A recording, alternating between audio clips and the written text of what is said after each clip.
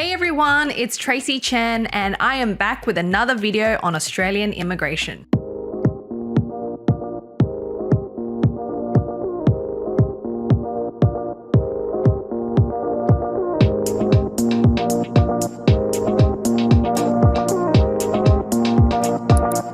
Now, as the states are slowly winding up their invitations now, because we're in April, and as we all know, the new financial year starts in July, I want to talk about all the different states and what's been happening in them. Today, I want to talk about South Australia. For those of you who don't know me, I'm an immigration lawyer based in Australia. I have an immigration firm called Mason Chen Law Group. And just a fun fact, we have just started doing commercial and property law as well due to the demand. So for South Australia, let's talk about the requirements and how the invitations have been over the past financial year. Now, as we do know, the nomination places did drop. So I do think they did slow down in invitations compared to the year before. The year before, there were a lot of invitations. But for South Australia, there were a few different streams. So you had the South Australian graduate stream, the working in South Australia stream, the highly skilled and talented stream, as well as the offshore stream. So we'll briefly talk about the requirements before I dive into my analysis of what's been happening. If you were a South Australian graduate, to be invited under the stream, you must be living and working in South Australia. Now, of course, you must meet the requirements as always, score at least 65 points, have at least competent English, unless your occupation requires you to have a higher level of English, for example, teaching or nursing, and you must have completed your qualification in South Australia for a minimum of 46 CRICOS weeks. You must have been living in South Australia for the past 12 months, and you must be working for at least 6 months in your nominated occupation for at least 30 hours per week. The good news is that South Australia did accept the first two ANS code digits to be an occupation that's closely related. Now, this is just for purposes of meeting the working in South Australia requirement. This has nothing to do with your work experience claimed in your EOI. The working in South Australia stream was also quite similar. You obviously did not need to graduate South Australia, but you needed to be living in South Australia for the past 12 months, and you must be working in your nominated occupation for the past 6 months. And again, for purposes of this, they'll accept the first two ANSCO digits to be a closely related occupation. Now, this work experience, do note, it must be post-qualification. Now, for the highly skilled and talented stream, I must say we didn't have too many invitations under this stream. I think the threshold was a little bit higher. So you must be living in South Australia, but you also could be living interstate or overseas. But for interstate and overseas applicants, it was a lot harder. The threshold was very high. You must be under 45 years of age, have a skills assessment, and score at least competent English. Now, if you are working or offered a position in South Australia, there are requirements for your employer. And I must say, most of the applicants who were offered this invitation under this stream, they did have an offer of employment in South Australia. So for that employer, the employer must be an operating business for the past 12 months. They must have an annual turnover of at least $4 million,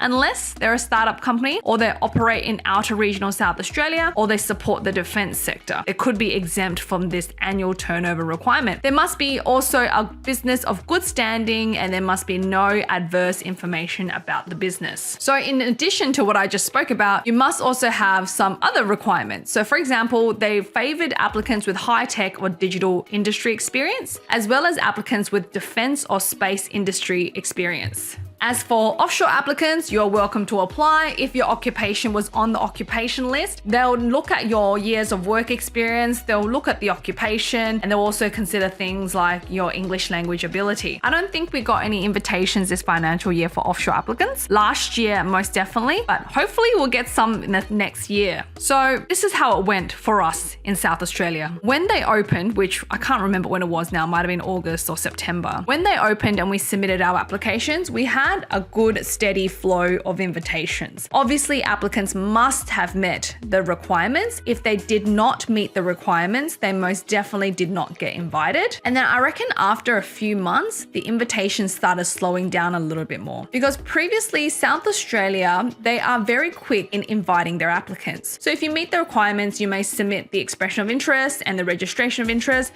and you might get an invitation in as quick as 1 month or 2 months. But as the months went on last last year, I felt like they did slow down a bit. So it was taking 3-4 months to get an invitation. And what I found was applicants who had been living in South Australia for a little bit longer, like say 2, 3, 4 years, and they met the requirements, they were offered the 190 visa. Whereas applicants who just met the requirements, for example, they just ticked over living in South Australia for 12 months and they just started working in their nominated field for the past 6 months, they were offered the 491. And I think the thing is, South Australia over the past few years has been lenient with their invitations, but what they want is they want genuine people who want to live in South Australia, not just people who have relocated in South Australia just to get an invitation. So that's why they've become more picky in this situation. And I think that's happening with a lot of states. For example, Tasmania, Northern Territory, the Australian Capital Territory. What people were doing was they were relocating to these states, get their invitation, and then they would just move, which kind of ruined it for a lot of people who genuinely want to stay there. They made it harder for them. So actually, if you look in these states and you look at the requirements for Tasmania, for South Australia, for Northern Territory, the requirements aren't easy. They're actually pretty tough. But that's because they have made it harder because one, they have limited nomination places, and two, they only want to invite people who genuinely intend to live and work in South Australia. Now, we haven't seen any invitations for the last couple of months. We've submitted a few that only just met the requirements and we haven't received the invitation yet. I think that is a reflection of obviously the states slowing down, which always happens around this time of the year. And also they're just probably